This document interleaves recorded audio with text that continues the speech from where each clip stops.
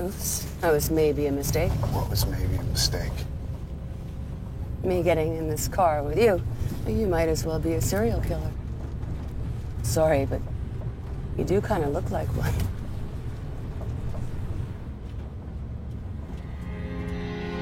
Salut, c'est Decad. Salut, c'est Zoxy. On vient de voir The House That Jack Built et on va vous en parler en 5 points.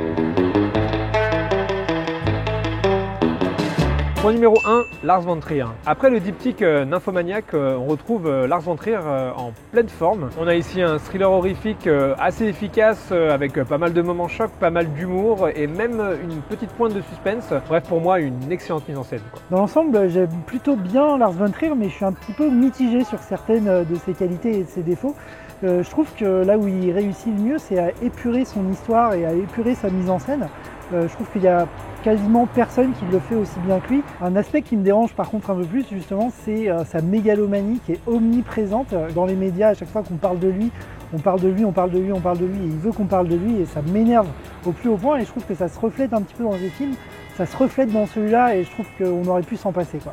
Point numéro 2, la violence. Alors à Cannes, le film a la réputation d'être insoutenable, dégueulasse, scandaleux et il est interdit aux moins de 18 ans. Au final tout ça est comme d'habitude un petit peu exagéré et fera plus de publicité au film qu'autre chose. En réalité le film a effectivement des scènes assez chocs, mais honnêtement on en a vu d'autres. Et si vous êtes un spectateur averti, fan de Lars von Trier et avide de sensations fortes, franchement vous y trouverez votre compte. Alors sur la question de la violence, moi je suis pas quelqu'un qui est facilement choqué ou écœuré au cinéma par les images gore, mais c'est clair que c'est pas un film à mettre devant tous les yeux, c'est pas un film à mettre devant tous les publics.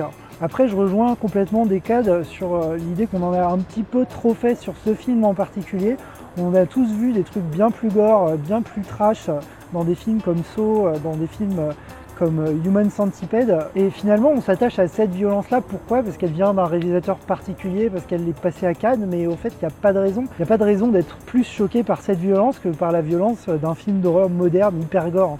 Point numéro 3, Matt Dillon. Alors Matt Dillon, c'est un acteur qui a une carrière plutôt en dents de scie, mais qui a toujours eu un talent certain. Dans ce film en tout cas, il est assez excellent, c'est vraiment un gros rôle pour lui. Il est à la fois creepy, charismatique, drôle, menaçant, enfin il est vraiment bourré de nuances. Et ça reste à ce jour le meilleur sosie de Jim Carrey. Je suis assez d'accord avec Decad, je trouve que Matt Dillon s'en sort extrêmement bien dans ce rôle de tueur en série. C'est un rôle extrêmement exigeant, je trouve ça assez impressionnant sa performance. Mais après pour moi, il touche presque du doigt le sublime, mais il n'y arrive pas tout à fait. Il n'y a encore une fois pas de scène qui nous fait faire waouh. Point numéro 4, l'aspect philosophique. Alors je disais que le film était un thriller horrifique, mais évidemment il n'y a pas que ça, car on est quand même dans un film de Lars von Trier. Il y a une mise en abîme assez intéressante et il y a vraiment toute une discussion sur le rapport entre l'art et la violence. En tout cas en ce qui me concerne, j'ai eu l'étrange impression que le personnage de Jack était une sorte de métaphore assez grotesque et déformée du réalisateur Lars von Trier. L'aspect philosophique, c'est l'une des facettes du film que j'ai le mieux apprécié. J'ai trouvé ça assez pertinent, que ce soit une rationalisation des crimes du tueur qui se fait pour lui-même ou que ce soit une vraie interrogation qui est posée par le réalisateur.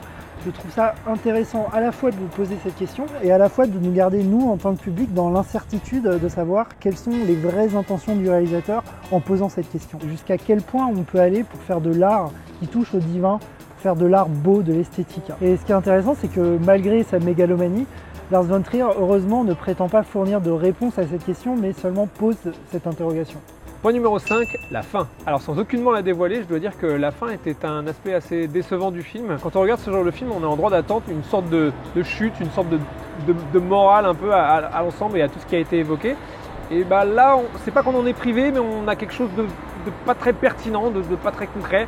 Et pour le coup, c'est quand même assez décevant. Les deux points qui m'ont un peu déçu dans le film, c'est le début et la fin. Le début parce que j'ai trouvé ça d'une lourdeur assez surprenante de la part de Lars von Trier. Et la fin parce que je l'ai trouvé d'une facilité tout aussi surprenante. J'ai l'impression que Lars von Trier ne savait pas vraiment comment finir son film, ou en tout cas qu'il ne savait pas créer une fin à la hauteur de son film. Et du coup, on a une fin complètement bâclée et mal finie, et c'est vraiment dommage. En conclusion, on a là pour moi un chouette film, évidemment choquant, évidemment pour pas tous les publics, mais franchement assez prenant, assez pertinent, percutant en tout cas. C'était parti pour être un 7,5 pour moi, mais la fin a un petit peu gâché la fête, donc ce sera un 7.